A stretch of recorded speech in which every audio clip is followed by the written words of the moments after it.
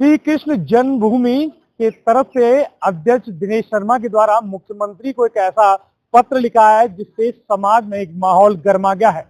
पत्र में लिखा गया है कि विशेष समुदाय यानी कि मुसलमानों को हिंदू त्योहारों यानी कि रामलीला, नव दुर्गा पंडाल या तमाम हिंदू त्योहारों से पाबंदी कर देनी चाहिए। ऐसे में मुख्यमंत्री के पत्र लिखने के बाद किस तरह की प्रक्रिया सामने आएगी, उससे पहले लोगों की राय क्या है, इसको जानने के लिए इंडिया न्यूज की पड़ताल में तमाम सारे लोग हैं जो कि इस पूरे मामले पर किस तरह की राय रखते हैं। ऐसे में लोगों की प्रतिक्रिया किस तरह की है, पहले मैं आपसे जानना चाहूंगा।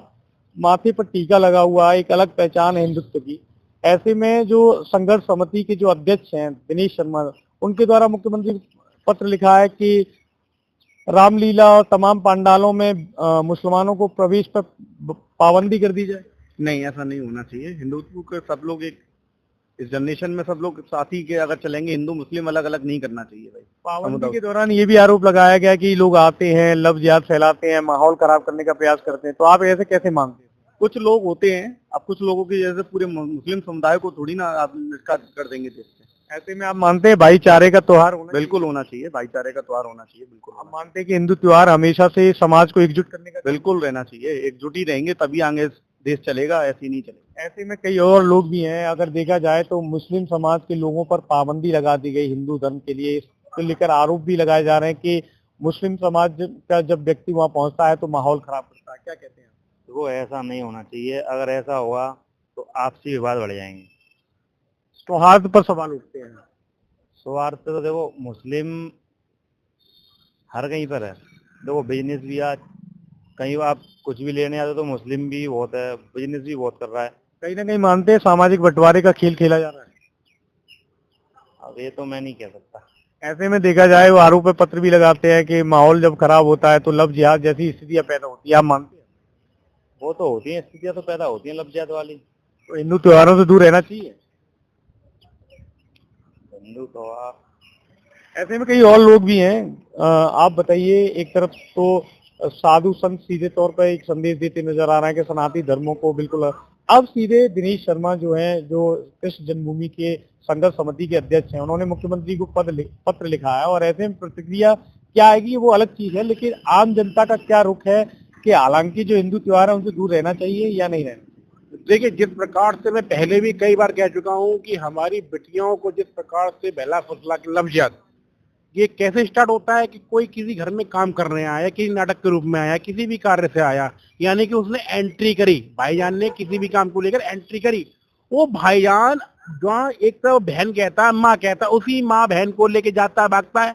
उसी के पीस मिलते हैं हमको फ्रीजर के अंदर, उसी के पीस मिलते हैं हमको सूटकेस के अंदर। तो वो एंट्री हुई तभी पीस मिले, जब एंट्री नहीं होती तो उनके पीस नहीं मिलते। आरोप गंभीर हैं कि पंडाल में वो लेफ्ट हो जाते हैं, भीड़ इकट्ठा करते हैं, माहौल खराब करने का प्रयास करते हैं। लव जिहाद की शुरुआत का एक कहीं ना कहीं पत्र में वर्णन लिखा गया। लव जिहाद की जो स्टार्टिंग होती है वो होती है भाईजान से। भाईजान की एंट्री किसी भी प्रकार से आए, चाहे फिल्म हो, चाहे कोई कार्य हो। आज की डेट के अंदर कोई हिंदू भाई भी ठेका लेता है बड़ा, या पार्किंग का हो या किसी चीज का, एंट्री भाईजान की होती ही होती है। क्यों? कि वो किसी भी कंडीशन के अंदर भाईजान उस ठेके को, उस कार्य को छोड़ना नहीं चाहता, क्योंकि उसको वहां से इनकम का स्रोत मिल रहा है। मगर हमारा हिंदू भाई काम करना नहीं चाहता, इसलिए वो परेशान है। कहीं ना कहीं एंट्री भाईजान की है, इसलिए ये प्रॉब्लम खड़ी है। सनातन धर्म हमेशा से चाहता है कि भाईचारे का त्योहार मनाया जाए।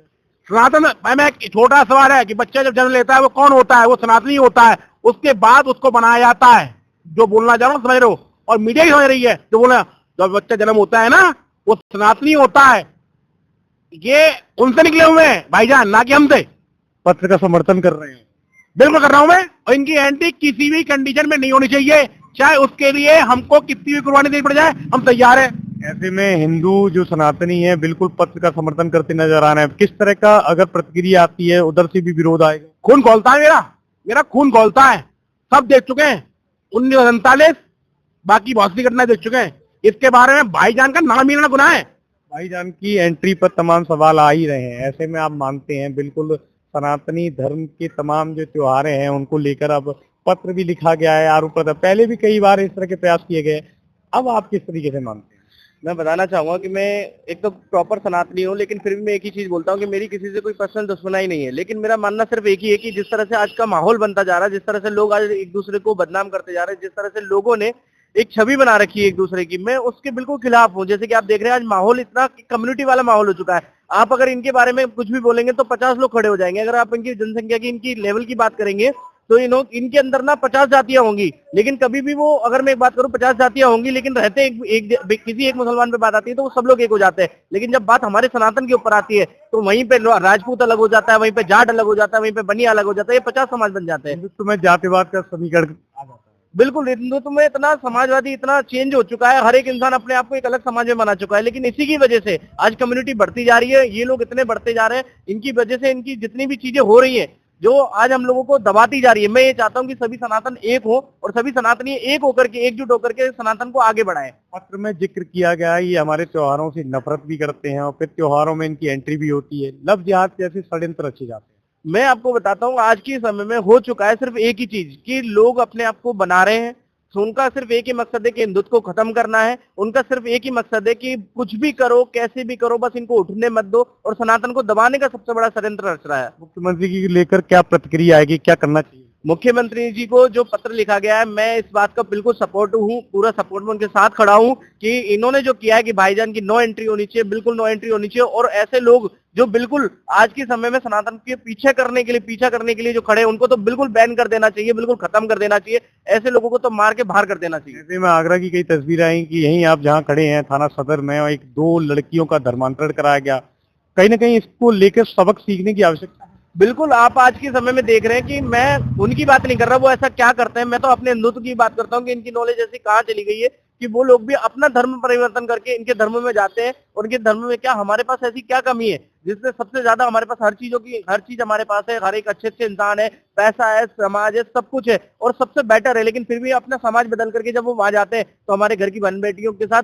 ऐसा बदसलूक होता है, जिसकी वजह से आज वो सबके सब परेशान है और अपने आप को मारने पे, खुद को एक खुदकुशी करने पे मजबूर कर देती है, सिर्फ एक इसी वजह से। ऐसे में पत्र का कितना समर्थन करते हैं?